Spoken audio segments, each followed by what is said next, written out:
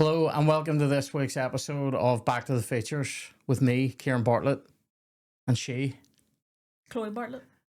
my wife. I won't do that every week, but it is fun for me to say it. But this week we're talking about Frank Darabont's epic prison movie, The Shawshank Redemption. What's your take on this? Give me your Clint Eastwood one take, something to take away from this movie. Mine's controversial. I'd written something down, scribbled it out, and then underlined the second thing that I'd written, which is... So sorry, tell me what you scribbled out. I want to know the scribble first. No. What was your first thought? What are we getting at? No? So what one's this? I actually can't even read it through the scribble. It says, don't marry a fan of infidelity. There you go. Great. One of my controversial hot takes was actually going to be Andy's wife, gets what she deserves. But here, don't want to encourage violence. So anyway, I took that away and I wrote down, keep the gun. Prove your innocence. Don't throw it in the river. Ah, that is a good one. That is a good one, to be fair. But he was steaming. I was drunk. I know. I was drunk. He's trying to phone a Brook taxi, right? And he hungry. And then he throws the gun away and it fucks him. But my Clint Eastwood one take is there's an awful lot of highly emotionally intelligent murderers and robbers in this movie, all in prison. They're all in touch with themselves. They all have great philosophy. And I've watched a lot of murder documentaries and most of them are like that. Yeah, so I just killed him. You know what I mean? They're not really, like, there's a lot of people that we love in this movie and you go, well, why is he in prison for 50 years? Brooks? Why is Brooks in prison? Well, anyway. Funny you should ask, Ciaran.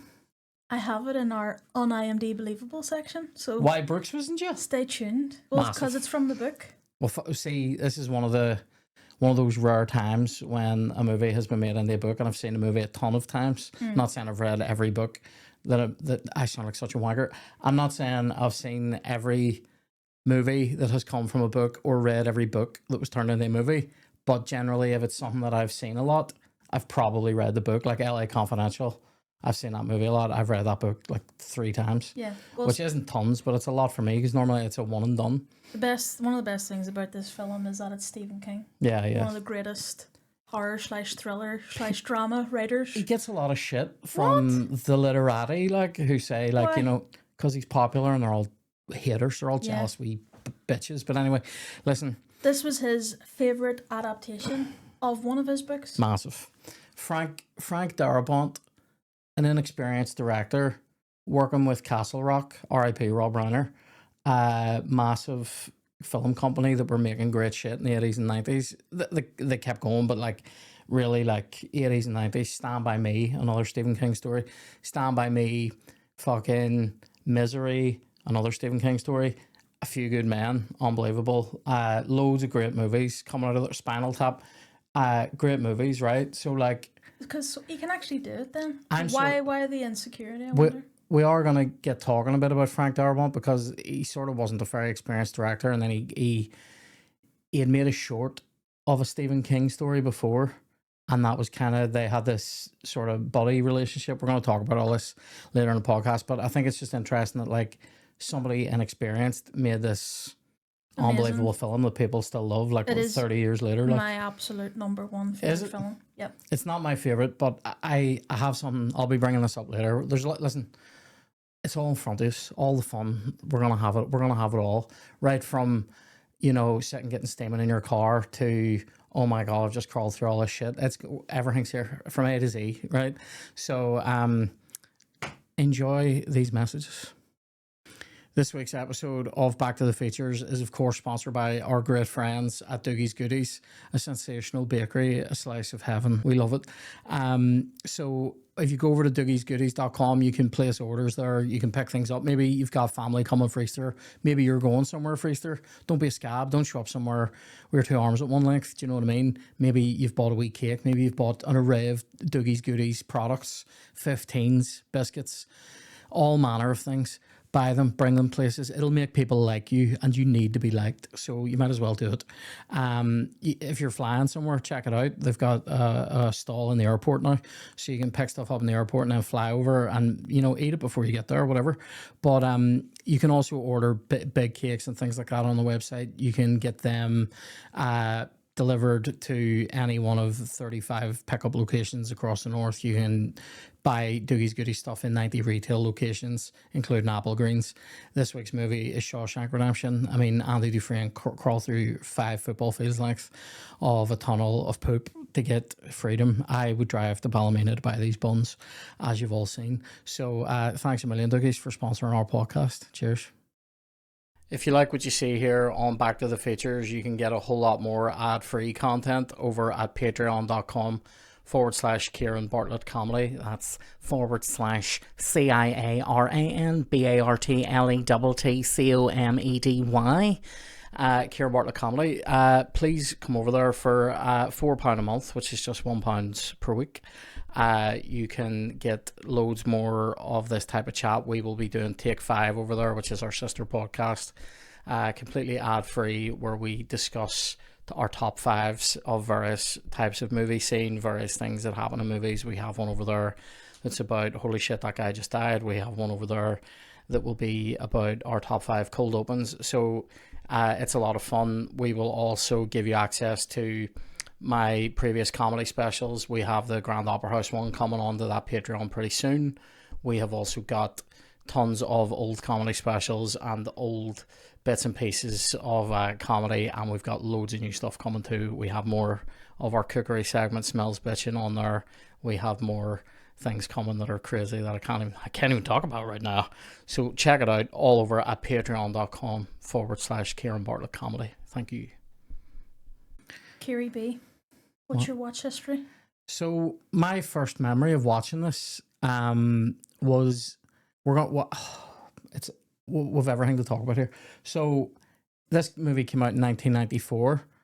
As I now know, I didn't know this at the time, but I know it now. It didn't do great at the cinema, but loads of people were renting it. Now that's where my watch history comes in, because one of my sisters was like raving about it and was like, oh my god, everybody in the house has to watch this movie. She rented it from Extravision. Now this is what I want to talk about. I know that a shop like Extravision or Blockbuster or whatever, but it was Extravision for us.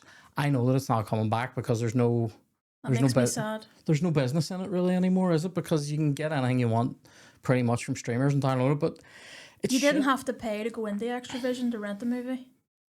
Do you know what I mean? The way you have to pay for a streamer now, and also pay for the film to find out. Oh well, see, I know what you're meaning. Like you're meaning like say on Amazon Prime, where you're paying a subscription, and then if there's something you want, you have to buy it and anyway. You have to pay to take away ads as well. That fucking it's raises just pay. Everything's a wee dippy. Now we do have a Patreon that I think we just advertised, but mate, even on that, Apple or fucking people, we're not even getting into that here. But anyway, I loved Extravision because it was like you could go on a Friday night, and for money that was somebody else's, because I was too young to pay for it, you used to get snacks and like 2 movies. And that's your weekend, sort of. Like, your weekend was sort of. Mate, value for money. Mate, and do you know what else? Bring back the 90s. Do you know what else was amazing? Mate, I love the 90s. Do you know what else was amazing?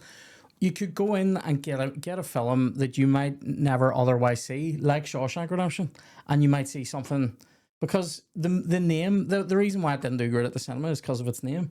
It's a confused name. People go, what the fuck is that even about? Yeah. Didn't you say that they had to change the name because the story's called Rita Hayworth on the Shawshank Redemption, and so people thought that it was a biopic or a biopic. I never know how to say it. I think biopic, where they thought it was going to be about Rita Hayworth, and like all these actors wanted to be in it. The people making the film were inundated with agents trying to push their female leads for Rita Hayworth, and they were like, no, it's not what this is about.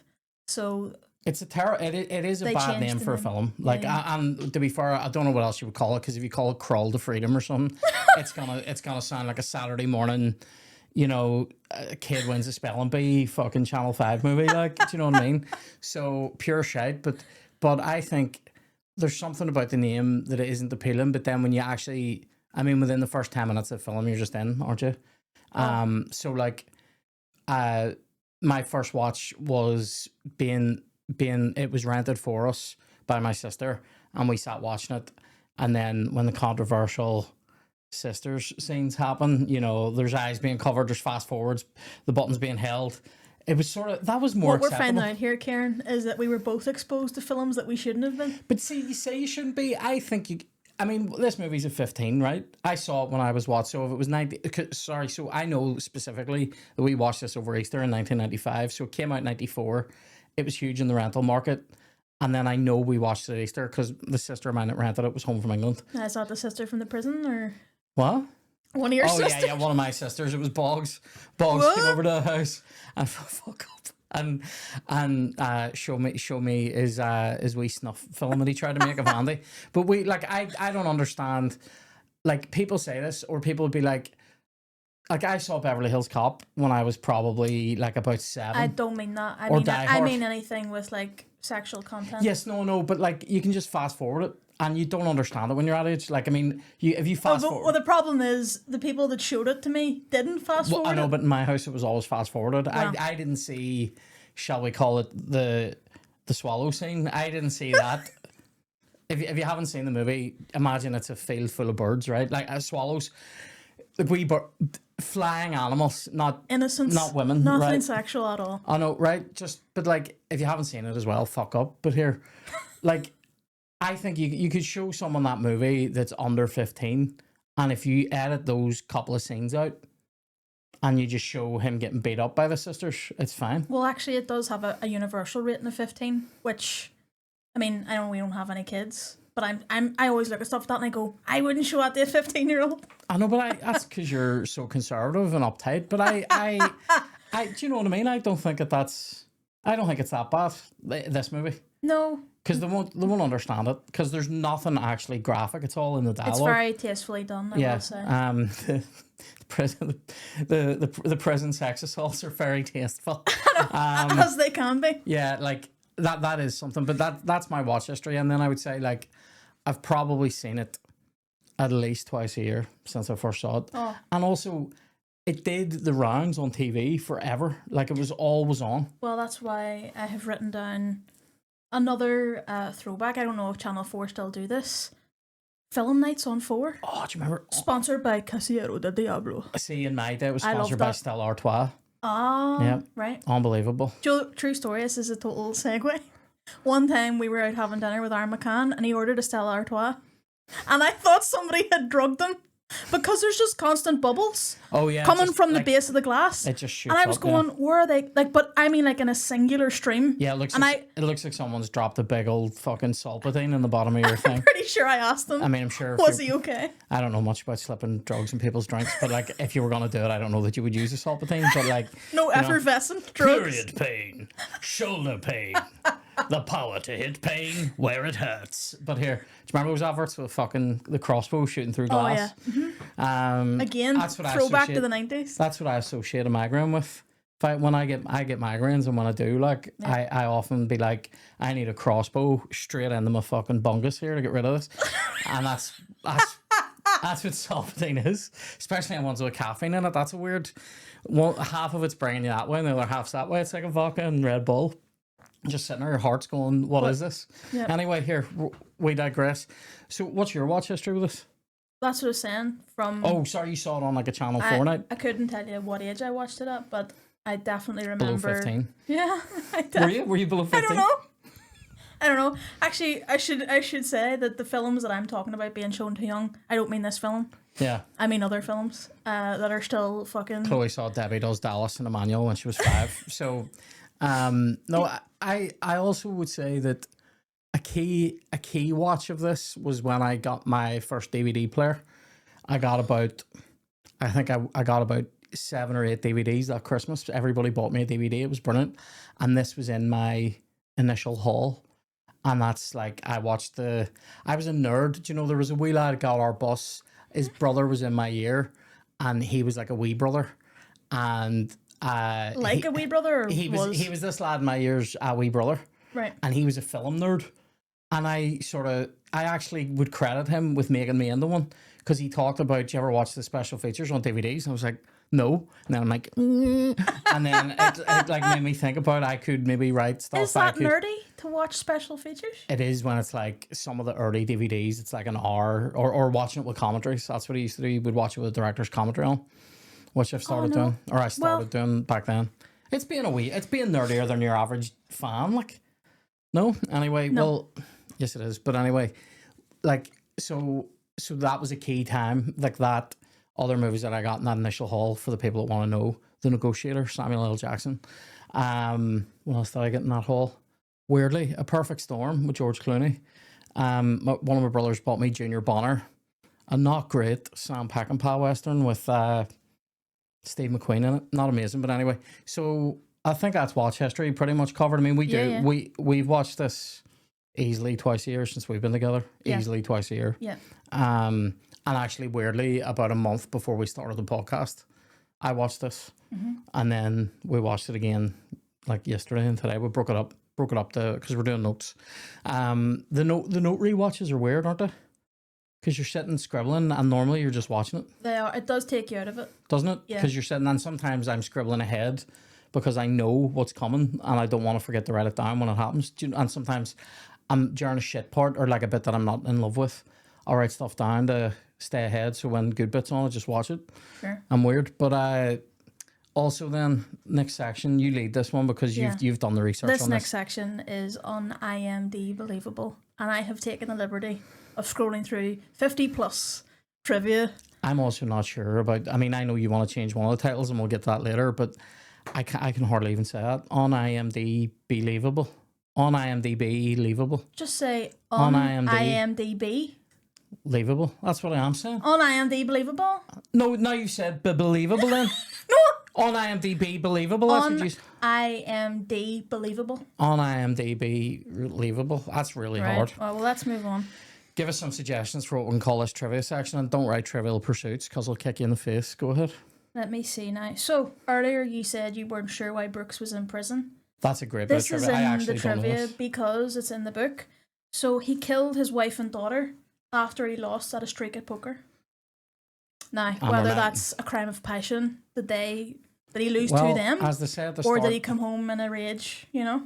Imagine he's playing poker with his wife and kid, and the kid lays down a royal flush or something, and Brooks just lifts the fucking belt and beats him to death. That's mental. Yep. No, like, also, does that make me feel less sorry for Brooks? Probably. He lost poker, like. I mean, I play FIFA and lose sometimes, not all the time, but I lose. No one has died as a result of it. Like, that's, I don't know about that. That's mental. It's extreme. It is extreme. But again, that's just what it says on IMDb. I know, but it could be hashed out in the book, and it makes more sense. I'm sure it's hashed out. Not that murder is ever makes sense. It's been, Your Honour, it's been hashed out, right? I was playing poker and I killed my child over it. Yeah. Mental. Luda. Yep. Another one makes me not love Brooks anymore. Actually lost my mind was on IMDb.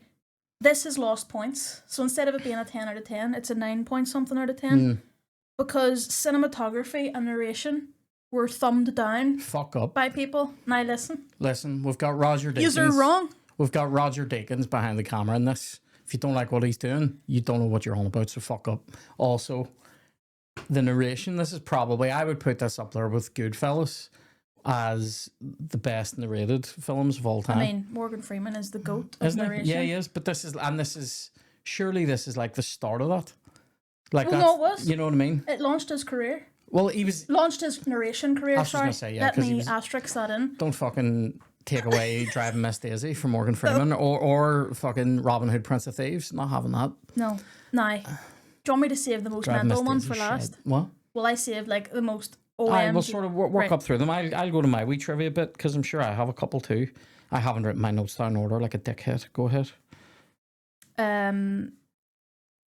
Ohio tourist thing. Listen to you try and speak. Ohio tourist thing. What's that say? The tourist industry in Ohio experienced a massive boom. Look at this. Live English. Yep. Do you know what that was? That I was trying to read and then form it into a sentence because it's just bullet pointed. Anyway, amazing. They all cashed in on this film. One of them being a local pizza company have named one of their pizzas Redemption Pie. That's mental. What do you call I would do you know what I would do? I would make a pie in there and it's called the Sisters, and it's just sausage chopped up. It's the meat feast. That's what I would do. And then the Dufresne can be Swiss cheese just on it, because that's what happens to Andy when he meets Simmons. But here, what I'm literally trying to make a link. pizza place about? Do you know what's great? There was one time when we were away somewhere in the south, me and like our Kev and my mum and all, and I can't remember which holiday this was on, but I know that in some wee back Irish town, we found a place called Bethlehem Pizzeria. And Kev immediately jumped on that. And the first thing he said is my favourite. Everybody else loves the second thing he said. The first thing he said was, I wonder, do they have a King Wenceslas pizza in there? Which is like, good King Wenceslas looked out on the feast of Stephen. That's the wrong tune. But anyway, I sang the lyrics of Wenceslas to the tune of "Come, oh God rest you, merry gentlemen." No, it goes. Not. It is. I just went, "Good King Wenceslas." God rest you, merry gentlemen is a totally different tune. I know, but God rest you, merry gentlemen.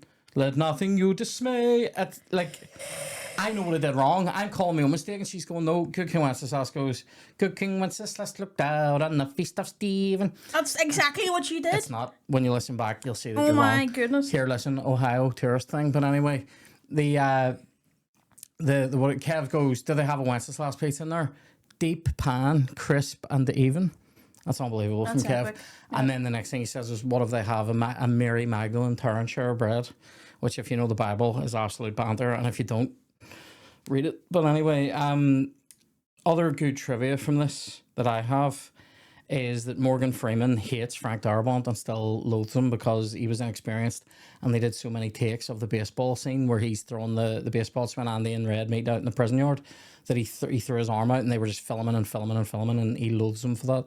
So I think that's good trivia. Yeah, he showed up the next day with his arm in a sling. Did he need the sling, or was he showing up with his arm in a sling to be like, look what you did to me. I'll not be taking your shit today. Oh, my arm.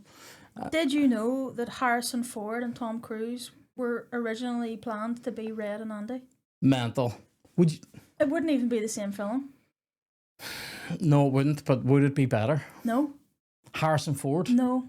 I will say this. Do you know what? I don't think either of them, and amazing as they are, Tim Robbins has such a, literally Red says it, there's such a weird, quiet way about him. Yeah, he's offbeat.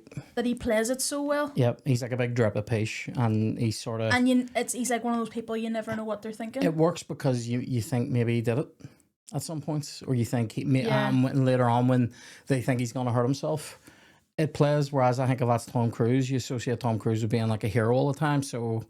And same with Harrison Ford. I'll throw this out there actually as a reason why this would be better without them, is Harrison Ford. There's the theatrical version. This is so nerdy now. The theatrical version of Blade Runner has narration in it, and the director's cut, they took the narration off, and Harrison Ford hated the narration, and the studio made them keep it. It's so much better without it. The narration isn't great in the original Blade Runner, so maybe if he was playing Red and was narrating it, it'd be shit. But anyway, and no disrespect to Harrison Ford, I fucking love you, mate. If you're watching, cast me in the next series of Shrinking. I'm ready. I'll be an Irish guy or something. I can't do accents, but here. What about? I had this one as well. This is a good one. So there was this $5,000 check that Frank Darabont paid Stephen King. He sent him $5,000 for the rights to the story, and then years later, Stephen King had never cashed the check, and he framed it and sent it back to Frank Darabont and wrote a note on it saying, in case you ever need bail money, love, Steve. Love that. Classy. Do you know, in Stephen King's book that's called On Writing, he tells some stories. He doesn't tell that one, but there's stories that are of the same nature, and one of them, he talks about getting the first check through, or being told how much he was getting paid for selling the rights to Carrie, which is like one of his first novels, a big deal, and how like his wife was away that day, and they were dirt poor at this time, and she wasn't there, and he went out and he didn't know what to do, but he wanted to do something for her, and he went and bought her a hairdryer. And I just think there's something really sweet about that. Like, but I like to hit you in the feels after we've talked about the sisters and stuff. Can we move on? Go on, you move on. What's your next funny bit of trivia then, mouth? I know it isn't funny, but isn't that terrible? Yes, it literally is, because you've just given me shit. Sorry. You've given me shit. I say it all the time, and Elmo Blatt. Sorry, go ahead. We'll get there. Gives me shit. Oh yeah. I'm gonna end up on a Netflix documentary. Fun bit of trivia is that it's Morgan Freeman's son is the mugshot in his file. He's also in the movie as the guy Ciaran, and he's one of my favorite cameos in the whole movie. Yep. And I say this sometimes out of context, but like when people join our Patreon, patreon.com/Ciaran Bartlett. Listen, it's all new, but anyway, when all the fresh fish are coming in and people are fucking smacking the fences, he's the guy that's standing there going, "We reeling them in." I love that. I love that brilliant line. Great. Even mimics the reel, which I enjoy. We also I have one last wee bit of trivia here. I read it. I'm a dickhead. Sorry. Do you have any more trivia?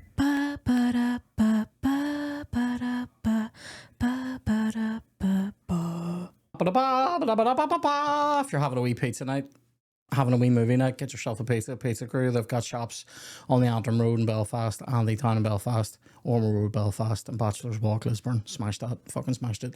So the Pizza Crew Oscar clip, what's your and if you're placing an order, do it on their app. They love that. What's your favourite couple of bits of this then? And we'll litigate this a wee bit and see what we agree is the best bit.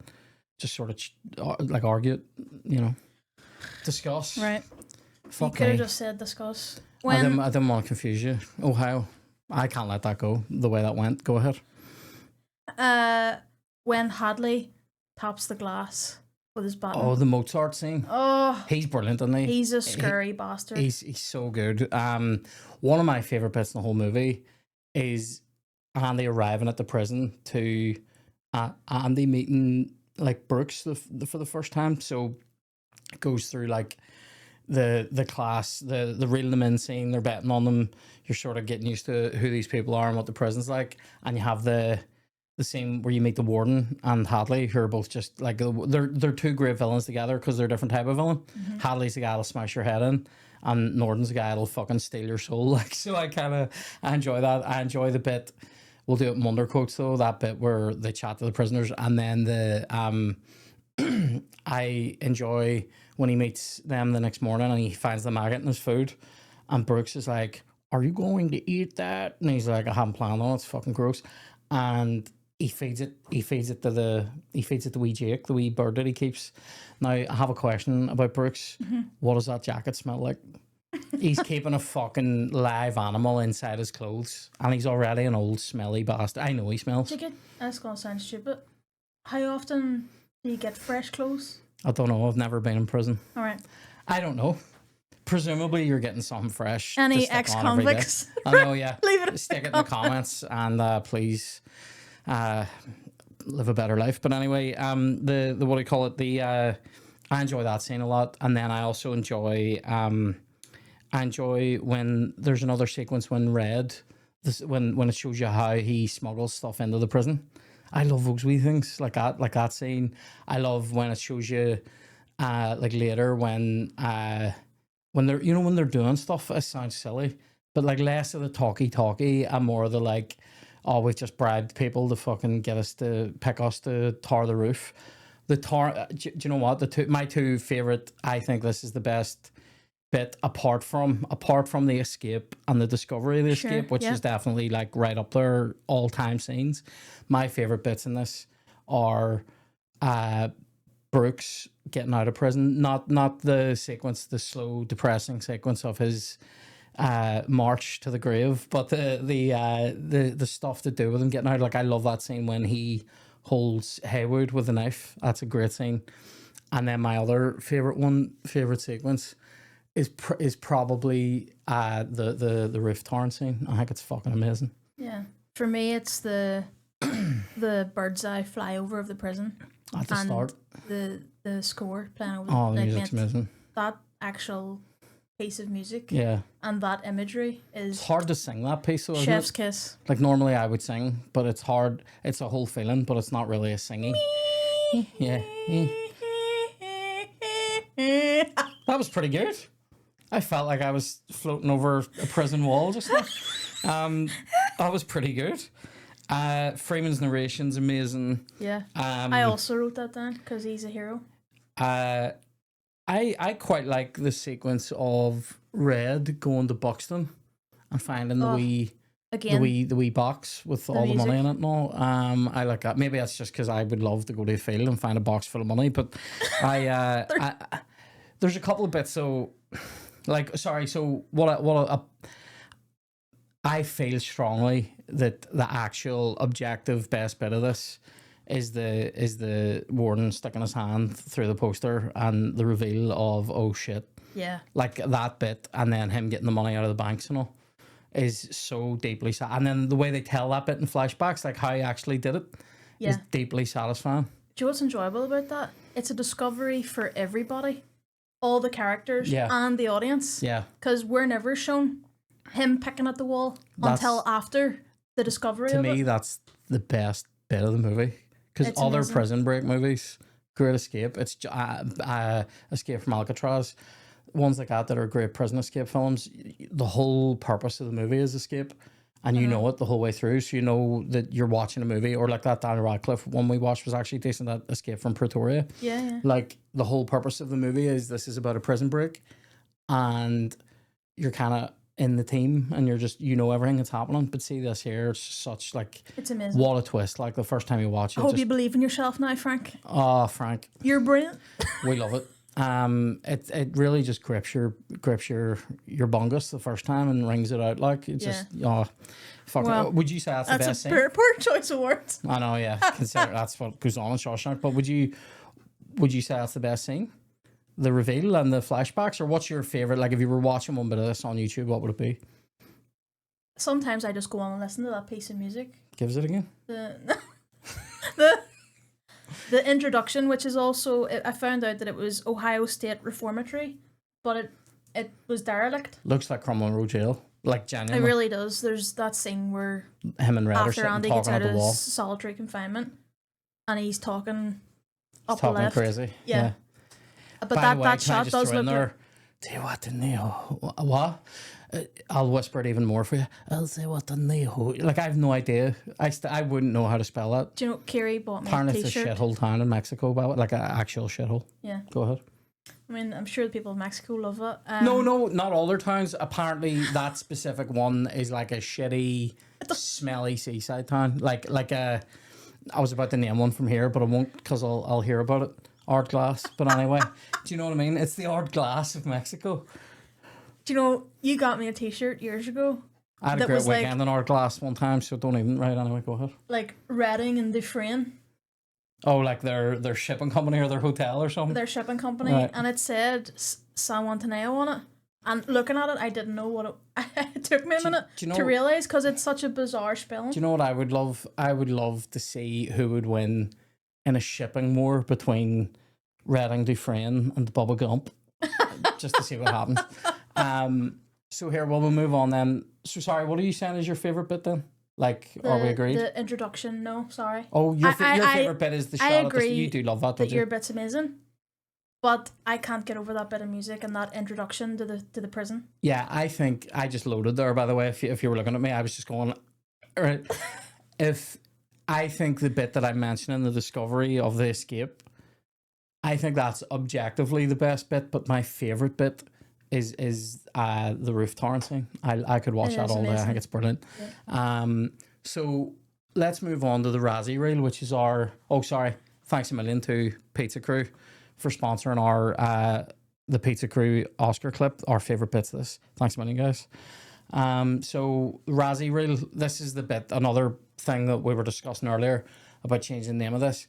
This is the worst or the cringiest bits, or the bits that make you, the bits that you don't like in the movie or that you would skip over, right? Yeah, it's not necessarily for the worst acting. Yeah, it's not. Yeah, not necessarily. Some films will have like huge bits of shit in them. This doesn't really, but some good films have really shit parts, but this doesn't, or like somebody is shit in it. You're so cold. Oh, Twilight. Oh my god. I love Twilight, but I have to admit I hate Twilight, and can I just say those are some pure deliveries. Oh, my dad is here. Oh my god. Oh my god, Mortal Kombat, a terrible film, full of shit parts, but I love it. Your brother's soul is mine. Anyway, right, so we're gonna change the name of this. Chloe turns around to me in the middle of Shawshank and goes, "Is there like a joke, like a bratwurst?" And I was like, "What?" Like the And worst she was parts. like, "The worst parts. Is there? How do you say?" She goes, "How do you say bad sausage in German?" And as she's typing it into Google Translate, I go, "Probably something like schlechte Wurst," right?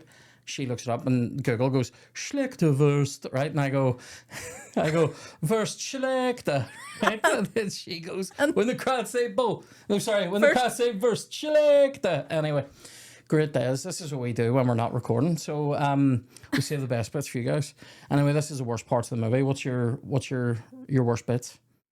Number 1 has to be Glenn Quinton, the big hair.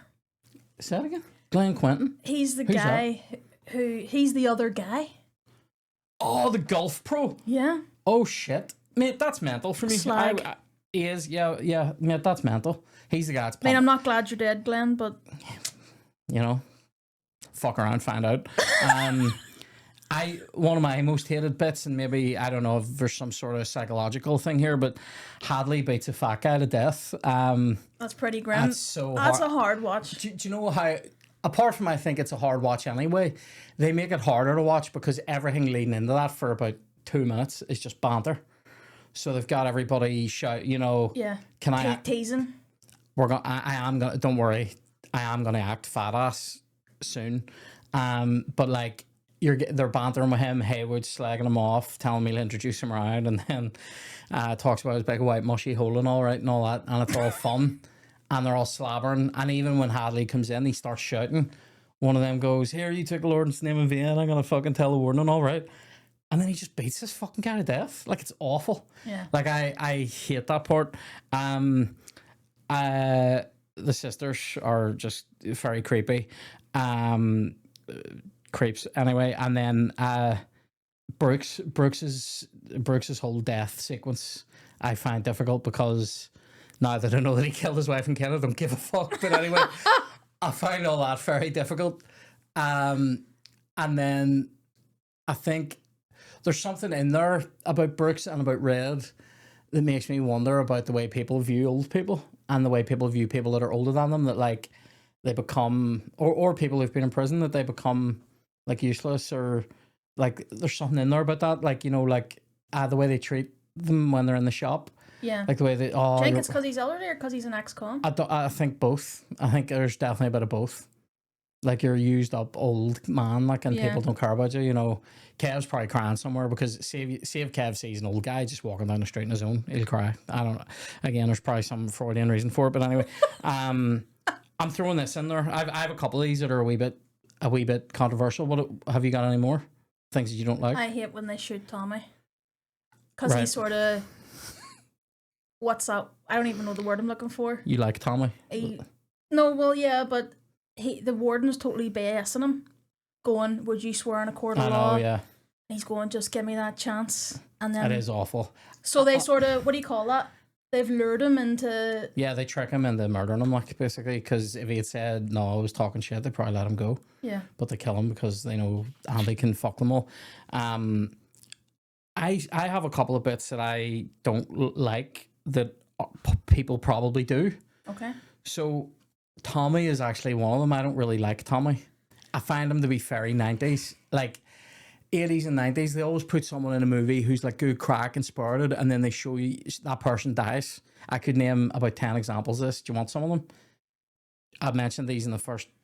Charlie and Dirty Steve in Young Guns are these exact type of characters. Yeah. One of them even looks like him.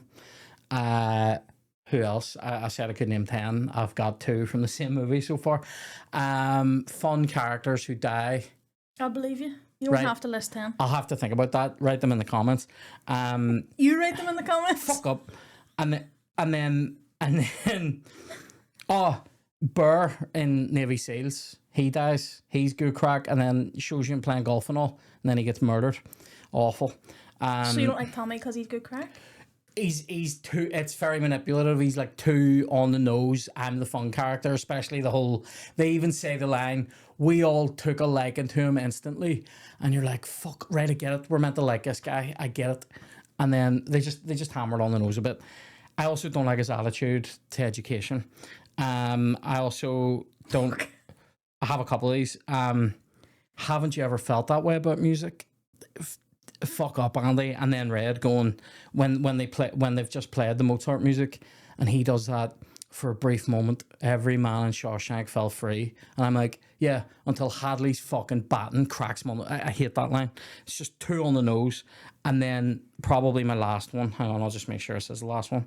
What we're finding out here, guys, is Ciaran's elitist behaviour has continued through into the second episode. No. I have two more. One, actually I have three more. Red's parole hearings, I think, are good, but again, quite on the nose. Everything's quite on the nose. I like the last one, but it's just a wee bit, I hate the shot of the rejected, accepted. I don't like that. It's just it's too movie. And then this one. Too movie. I've got this one. When Andy describes the Count of Monte Cristo as being about a prison break, it makes me sick in my mouth. I'm a trunks all at the same time, right? Because it's about so much more. Dumbass. Yeah, dumbass, right? You're a dumbass, Andy, if that's all you got from that book. There is a prison break in it, an unbelievable prison break, which actually does involve tunneling through walls. True story. But what I don't like... Oh, I know, Ciaran, other people are educated. Fuck up. I have also seen The Count of Monte Cristo. I'm not I'm telling them. I talk to you to tell them. So you're not that educated, are you? Didn't even know what I was doing. No, anyway. Oh, mic drop. Oh, mate. There we go. Pick that mic up. So, it's about so much more. That's all I'm gonna say. If you haven't seen it or you haven't read it, do both. It's not even a part of the film. It doesn't matter. He mentions it and it takes me out of it. I don't like it. And then here's my list. I'm my thoughts. The last one that I have things that I don't like. The warden's suit fits Andy. There you go. Some people will say that Andy. How does Andy dig the tunnel? Get into the tunnel with his bag of stuff. He's got to be, even if there's room for him to turn, how does he reach back out and how does he put the poster back on so it stays flush? I don't really care about that. It's got nothing to do with height, guys.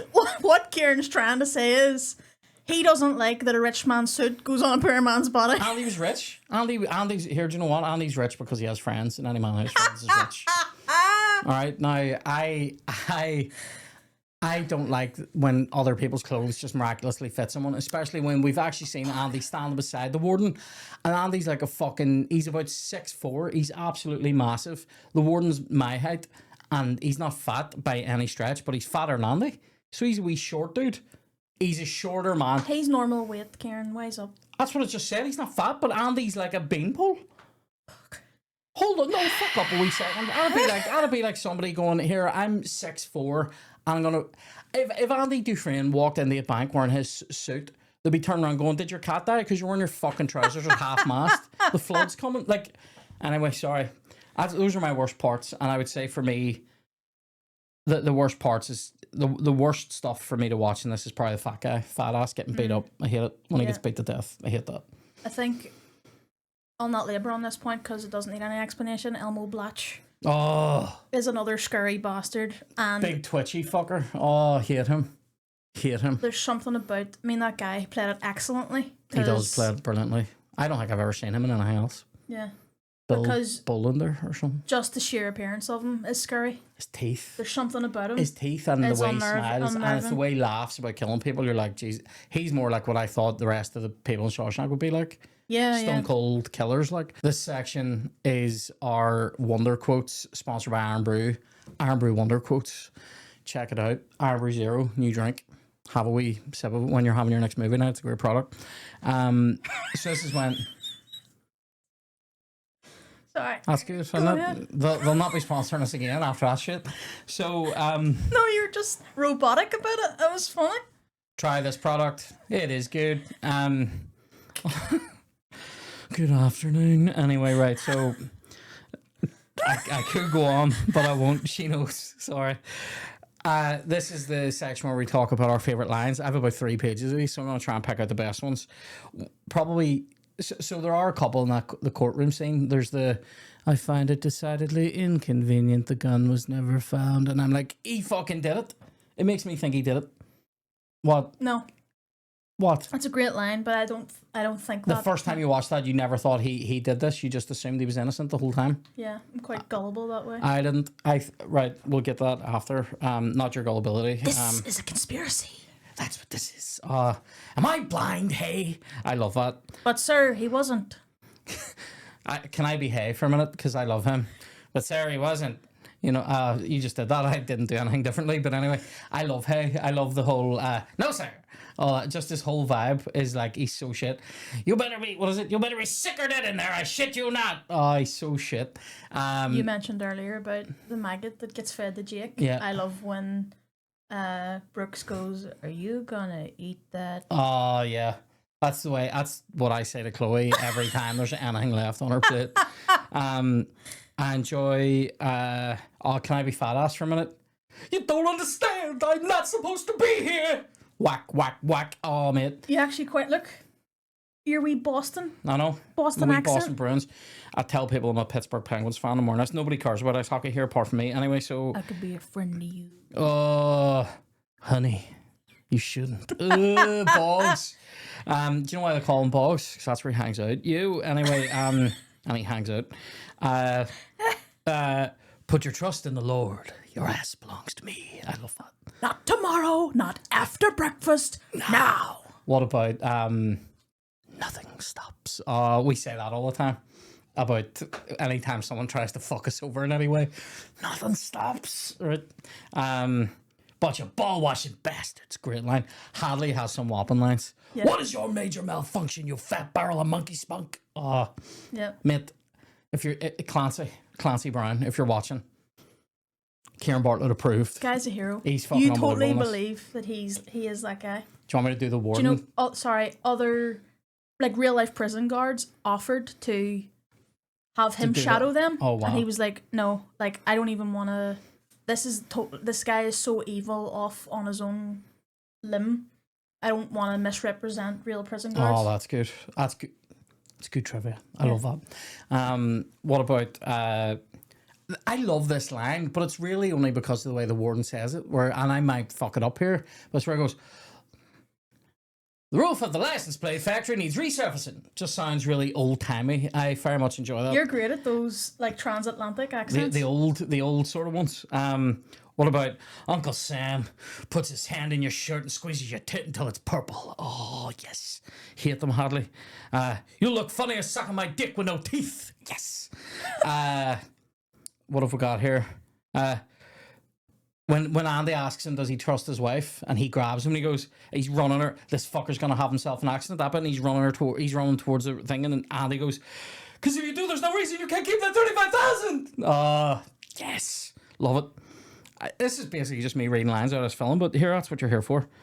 I enjoy when Red says the colossal prick even managed to look magnanimous in the narration. That's a great bit of writing. What does magnanimous mean? Great, like magnanimous is like it comes from great, from magna, so like greatness, like being like you know you're cool and kind of like when they say magnanimous in victory, it's like you don't rub people's nose in the fact you just beat them, you go over and shake their hand, you're a good guy. Right, okay. Pep Guardiola tries the best, but he's a fucking and on that note, he's a knob. I'm gonna go pinch a loaf is a good line. Yeah. What are you, a fucking geologist? Oh, mate, Hayworth has great lines as well. I love this line. If you're gonna, I don't know the guy's name, it says it, but he goes, if you're gonna ask for something, ask for a pool table. Oh, fucking love that line. I could do that. I would love to be a guy in a movie like that. Like he has 2 lines in the whole movie. Do you know what his 2 lines are? One is if you're gonna ask for something, ask for a pool table. The other one is his say that when you've been in here as long as Brooks has. Oh, I could be him. How can you be so obtuse? You're gonna swallow what I give you to swallow. That's harrowing. That is so grim. But harrowing. I have to drop it on Kiri, as it were, every What's every now and fuzzy again. britches? There's a good one. That's a good one from the warden. I think probably my favorite line is either put your trust in the Lord, your ass belongs to me, or I actually enjoy fat ass. I enjoy doing the you don't understand. I ain't supposed to be here. Oh, I could have done that as well here. I've got the body for it. What's your favorite one if you're picking one? Probably the warden. What one? That final speech, just that whole the monologue. nothing stops speech in the No, that's solitary confinement. I mean, at the end when he's questioning. Oh, that the this is the conspiracy speech and I love when he says when he goes I see you together all the time. You're thick as thieves, you are. It's great. He must have said something. No, Sir Warden. Fucking yes. Oh, brilliant. So thanks a million to Irn Bru Zero for sponsoring our Wonder Quote section. Our next section. 85p. That doesn't happen. It doesn't. That does not happen. What's that from? That's great. We say it all the time, that line. That does not happen. Elf. Oh, it is. The guy from Greenwood. It is fucking brilliant. That's great knowledge. Mate, that's excellent from Irn Bru. I just have to say it. When was the last time you saw something that was pence for a drink? I know, for anything. Everything's a fucking £1.50 or something. Top work from Irn Bru, and we've just exploded on the floor here. So, we're going to move on now to the director's cut. This is a section where we're going to discuss things that we would change, things that we would add, people we would want to play in this, etc. What's your biggest sort of thing that you would add or cut or change? Okay, so I would cut Andy's wife in two. No. No. I would just take her out of it altogether and have Andy live his fairy tale cottagecore life in Mexico. So he never even goes to jail. He never gets married. He lives a happy man and dies a happy man. Oh my God. Well, here's my idea right now. This is mental. We've talked about this probably once or twice before.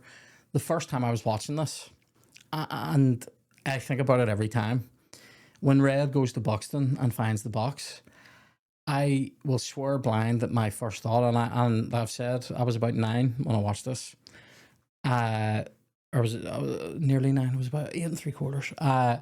I thought Andy did it, and I could have sworn that when Red opened that box, I thought he was going to find the gun, and so I would do that and have it that Andy did kill her. Wow. And now he's out, and Red is left going, what the fuck? And then the movie just ends. There is no hope. And it's not even called Shawshank Redemption. That shows you where both our minds are at. I know, yeah. And then another idea that I had, and this was only during this watch through, I had this idea. Brooks, so one of these is a structural change, and then the other one, because there's options here. So one is Brooks actually kills Haywood and stays in prison and doesn't die on the outside. But then that does fuck up the Morgan Freeman thing. And then another idea I had was structurally change where that happens, and Brooks kills Hadley after Hadley kills Tommy to stay in prison. Oh. That's a good one. Yeah. But again, this is a pretty perfect... Who would you play? It's a pretty perfect film. I think I'm ashamed to play Fat Ass. Like, I mean, I could actually get that role. Or Hay. Hay or Fat Ass would be mine. Who would you play? I want to play Jake because I want to sleep in a cardigan and get fed. That's so true. Feed me Dougies all day long. By the way, can I just say, there's no Dougies product here because we're not allowed to have Dougies in our house. I have eaten, and this isn't a word of a lie, I'm not even ashamed of this. I'm ashamed of it. I have bought and eaten 2 full lemon Madeira cakes. So it can't happen. I'm so sorry, Dougies. Don't be sorry. You're pretty... pink Never display apologise. Can stay there, but we can't I love that you would play Jake the bird. I love that. There's not a lot of female roles in this. There's one that we're going to get to later. Or actually, we can get to it now. Can't we? We can get to her now. What's this? The fucking smelly, what do you call her? Supermarket lady that slappers at Brooks. She's the only real female role in this, apart from Andy's wife. Yeah. And she's the only one with a line. Andy's wife doesn't talk. So, what? I'd say Andy's wife had a line. Lana Root. Anyway, so there's the supermarket lady is the make sure your man double bags. Last time he didn't double bag and the bag near fell out. You know, I always the bottom near wanna fell through or something like that. Sucker punch those characters. You go, you fuck up all day now. Bag your own then. See from people who have worked for Tesco. Bag your own, all right? No. What? Some people need help. No, sorry. Yeah, but people who need help are very unlikely to be the ones turning around and going, make sure you fucking double bag up, fucking baby. Yeah. What I used to find, sorry, that is quite correct. But I love Tesco. I love it too. I loved working there, but see, I used to get people who would come in and they would make me bag their stuff. I have trauma dreams about some woman who pretty much yelled at me and cursed me out one day because I put milk in the same bag with butter and yogurts. And I'm going, they all come from the same place, by the way. So That's so what? strange. And they're presumably going to your fridge. Like, for instance, if I had bagged a bottle of bleach with like loose onions, Unacceptable. I need a slap, right? But don't give me shit for putting fucking dairy. Anyway, here, do you know what? He's over it, guys. Do you know what? I'm not doing therapy about her anymore. Have you got any? Did you have anything? Sorry, I would also love to play Brooks if this was a stage show because he wants to kill me and our unborn daughter. The reason why is I actually played in from a GCSE drama practical, which I smashed. I played the father in All My Sons, and the actor James Whitmore who plays Brooks, played that same character in a TV movie version of this. It was just done on a soundstage, and Aidan Quinn played one of the sons, and they gave us that to watch when we were rehearsing, and I essentially smashed my GCSE drama practical because I did an impression of James Whitmore playing him. Like, amazing. I didn't act it. I didn't even know that trivia about you. I know. It came to me when I was thinking about who would I play, but then what's your sequel? Right, I've two sequels that I would pitch. I have a name for one of them. I don't have a name for this first one. But Andy and Red actually then kill someone in Mexico and go on the run. Oh. And it's kind of, it's I don't know what you call it. Red Dead Redemption. Oh! Red Dead Redemption? Yes! Live genius. I know, yeah. Synapses. Right? Explosions. Now... So what a game, that's amazing. I don't know, it was a fucking great game. I don't know what happened. I prefer the first one. I don't know what happens in my movie other than they go on the run, and it's kind of like and maybe you find out in that movie that Andy really killed his wife. I don't know. He pulls out that gun. And then my other one is called The Shawshank Incorporation, and it's after Red has left the prison and after Norton and Hadley are gone. Andy says to Red when he gets him the harmonica that he had to go through one of Red's competitors to get it. So there's other guys who are men who know how to get things in the prison, right?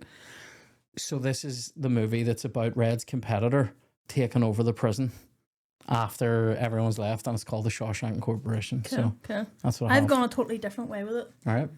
Mine's is Return of the Sisters. Bog's Revenge, where he's just communicating through like a wee letterboard, like fucking Salamanca. Hector Salamanca, right? And part of this plan involves the sisters going to Mexico, and they stalk Andy and San Juan. Mental.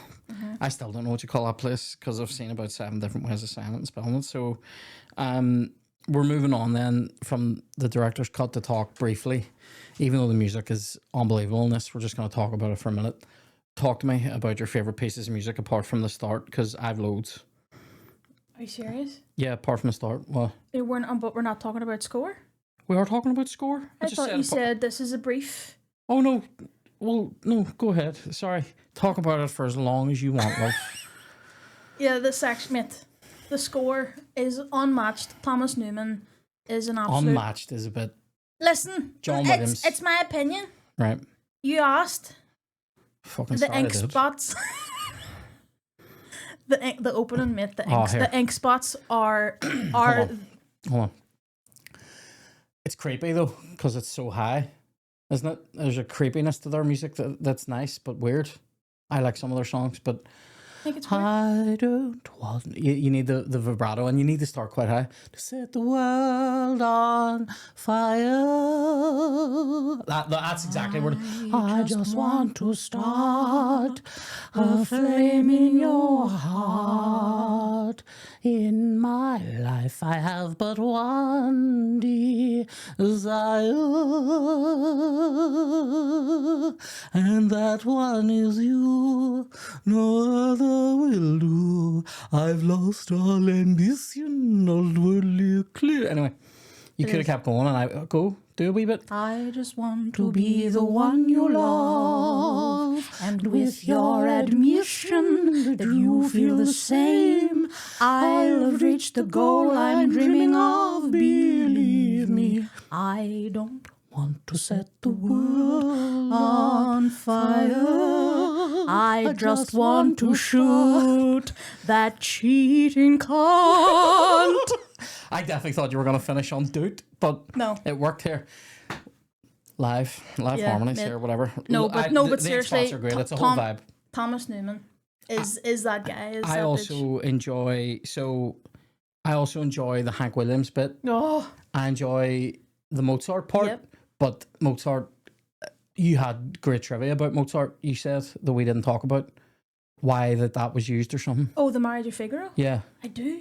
Give us it, because we forgot, or I don't know what it is, but because you wouldn't tell me. Red says that nobody knew what they were saying, but it's so intentionally chosen. The Marriage of Figaro, that song, is about two. Figaro. Sorry. Figaro. The. I'm sorry, go ahead. I saw this on TikTok of that scene, and the top comment was just a picture of Tweety Bird. The OGs will know. Yeah. That far. That song is two women singing. We should do that movie. Will you fuck up? Sorry. My goodness. The two women singing about writing a letter to one of the husbands to try and catch him out on his infidelity. Oh. Which is all, mate, it's full circle. I also don't know what to do. Oh Lord, just my baby hanging by. But my favorite piece of music in it is when the warden sticks his hand into the Finish poster, that sentence. into the poster, and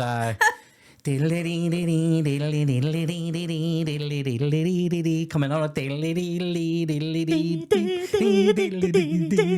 fucking right. So those would be my favorite pieces, but yours is definitely the bit at the start, isn't it? You love that. Mate. You love that, like. I'm all about it. Do you know, as I was saying to you, I'll literally go onto Spotify just to listen to Thomas Newman. Yeah. Because he's amazing. He is amazing, but like... I should have written down the other films that he scores, because... I can't say that he's unmatched, because I think John Williams and like Hans Zimmer... I don't mean that he's the best composer ever. I mean, that piece of music just does something. It is. It's unbelievable. Well, on that note, enjoy these reads. Over here, back to the features, we are all about doing movie nights at home. And so are our sponsors, Golden Popcorn. This is a company from Antrim. They make amazing hand-cooked cinema-style popcorn. They also make Gourmet Crunch, which are low-calorie tapioca and cassava root wee dirties. They're sort of like crispy wee snacks. It's like a crispy snack, no compromise on flavour. Up the hoods. We absolutely love these. I particularly like the Louisiana barbecue, but Miss Chloe loves the Thai sweet chili ones. We haven't really got stuck into these salt and vinegar ones yet. I feel that that's coming. I feel like we've rushed headlong into the Thai sweet chili and into the barbecue. Great products. The popcorn now, my taste would be just cinema sweet. That's what I like, and they've called it Love Story, which I enjoy, which is also a terrible film with Ryan O'Neal in it. Then they have the salty and the sweet and salty. Chloe prefers that sweet and salty one, the mix. I do enjoy the sweet though.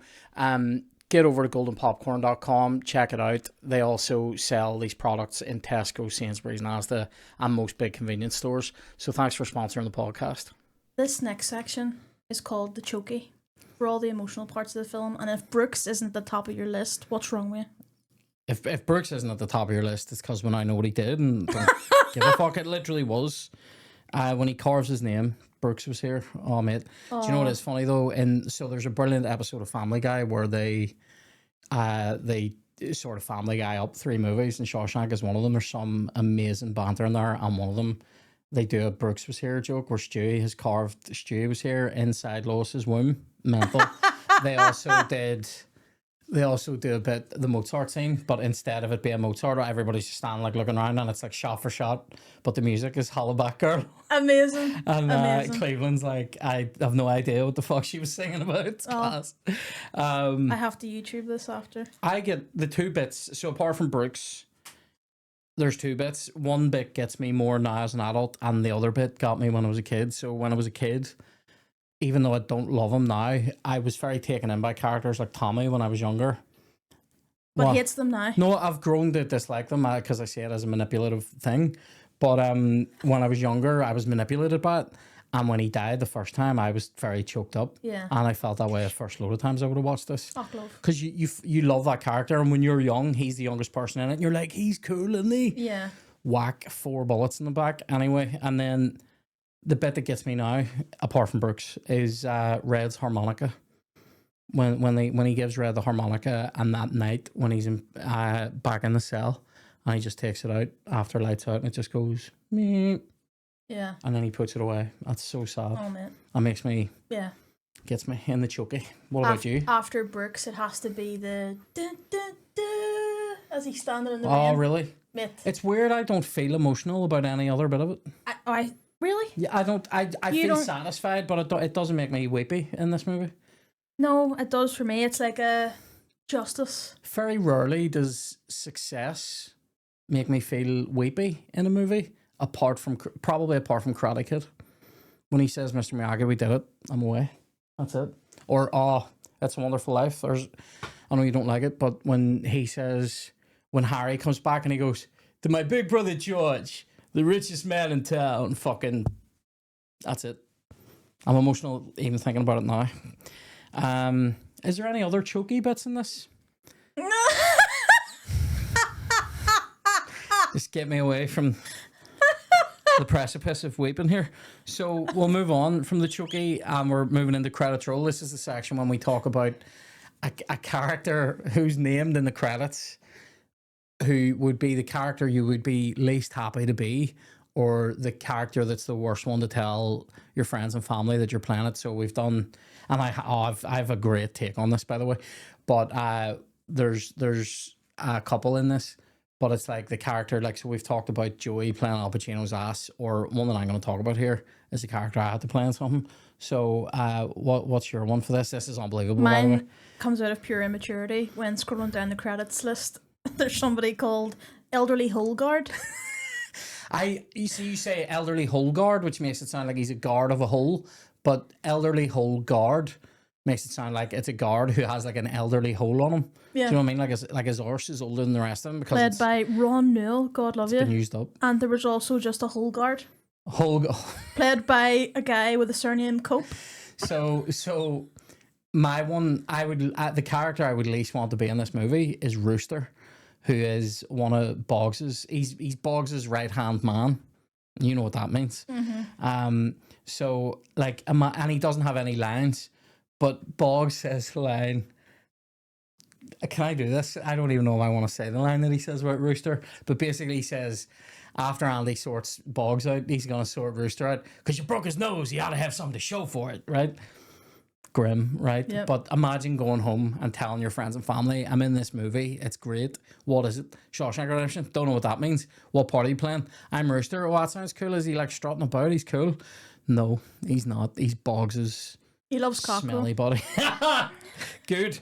And then the other one, and this brings me on to a point that I was just making there about a character that I had to play. Fat Ass. That would be a terrible character. They don't give that guy a name. It would be a terrible character to tell your friends and family, mm-hmm. I'm in this movie and now I'm playing Fat Ass. I also happen to know, I think I read somewhere that the guy who plays Fat Ass is either killed by Clancy Brown in another movie or he kills Clancy Brown. Ooh. It's one of the two, I can't remember. But then, so with Fat Ass, it reminded me of one of my first TV credits where I had to play a character called Fat Alan. I had no lines, but I was just a fat guy and he was called Fat Alan. And you could just call him Alan and refer to him as Fat Alan so that on IMDb or whatever else, it doesn't show. Anyway, listen, these are things that I find to be absolutely not triggering in any way, but it's like I could go on because I've been offered similar roles with similar names. Now when I'm writing stuff, like I could be writing a character in a script who's called, who is essentially like, you know, smelly, you know, I don't know, smelly onion dick, right? But see in the script, he'll be called Paul or something. Do you know what I mean? So that when you go home to your family, you can fucking hold your head high. Mate, it's just something. And do you know what's a good tip? Here's a good screenwriting tip for anyone that gives a fuck. Just boot the mic. For anyone that gives a fuck, if you're writing something and say the actor you want to be in it, maybe you've already talked to them, say you know that they're 45, stick the character in as 40. Do them a wee favour, it does you no harm. I was an actor, told me that, and he was right, because people love it. You're just ingratiating yourself like a wee Uriah Heep, and that's an unbelievable reference. But here, so that's the end of credits roll.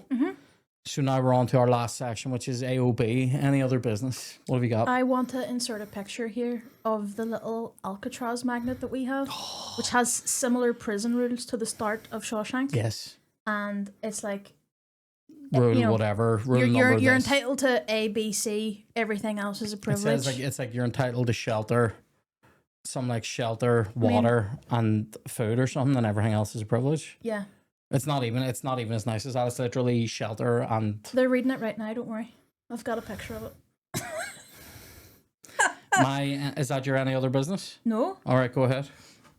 It was nominated for 7 Oscars and it didn't win one. Mental. Like, what is that? What was big in this year? Do you know? Forrest Gump. Right. Okay. And there was another one, but I was like, yes, they're both good films, but the Oscars are shit. I mean, even this week. How the fuck, right? I don't care who he's up against. I think Michael B. Jordan is a fantastic actor, right? Yeah.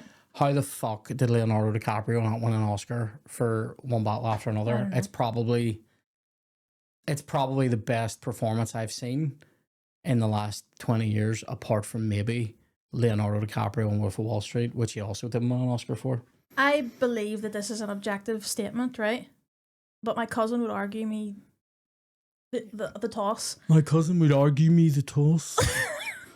Go ahead. I think Leonardo DiCaprio is the best living actor right now. And has been.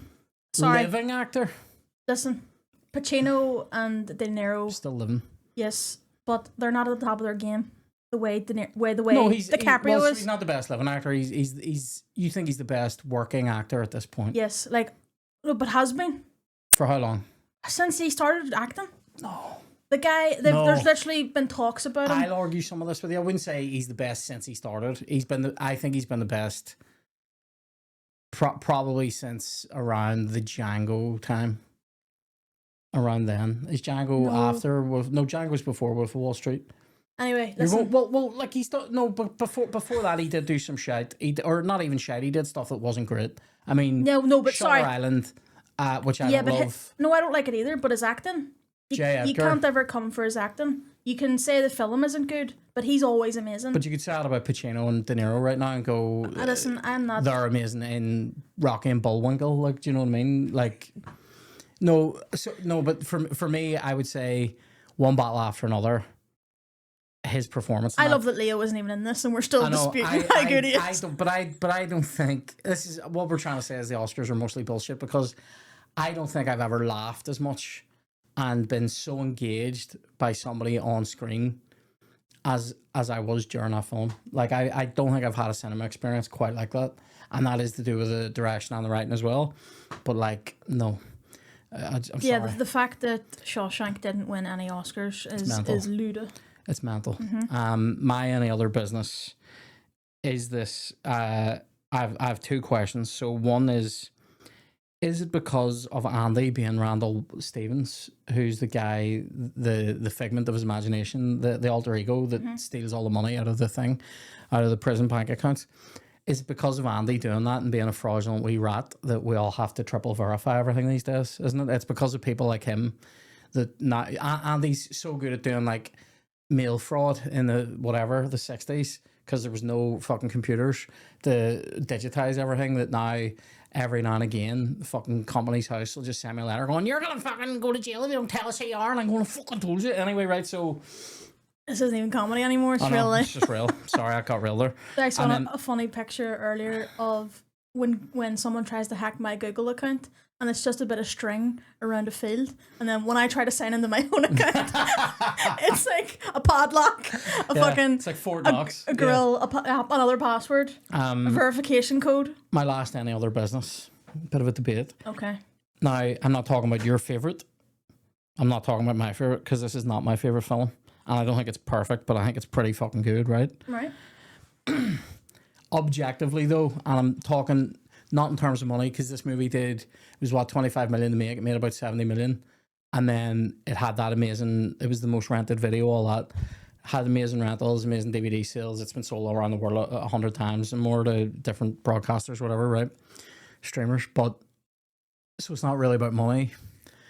I think in terms of the amount of people who watch this and are satisfied by it, is this objectively the best film ever made? I mean, yeah. Like objectively, because I sort of think objectively, because my favorite film ever is Heat. Don't worry, it's coming and soon. But I think that this is like more people will watch this and be happy than would watch Heat and be happy. Yeah. And I think this will stay with people for the rest of their lives. Yeah. Do you know what I mean? So I sort of think like if you're just being objective, taking your own tastes out of it, I think it's the best. Yeah. It's one. Great debate. She just agrees with everything. I just said it's my number one film I know, ever. when you said that, it kind of ruined my any other business. And you said it anyway. Fuck up or I'll reload and go again. I love that. But anyway, at the start, when the lawyer is on about, how many bullets are in a revolver, he even says a crime of passion could be condoned. Massive for a prosecutor. So anyway, on that amazing bombshell, what? Not happy with it as a finish? No. What do you want to finish on? Oh, can we talk about the sisters again, Ciaran? Anyway, right. So, have you had fun this week? Aye. Yeah. Have you? It's roasting in here, isn't it? It is. See, whenever Chloe stops being able to speak in full sentences, it's because of the lack of oxygen in this room. That's what it is. Yeah. And some of that oxygen is being taken up by what I'll describe as a cottage pie hole. We had cottage pie last night, and every now and again, just... No, listen. We'll finish it another way. That's terrible. I thought it was funny. No. How are we finishing it then? Bye. Bye.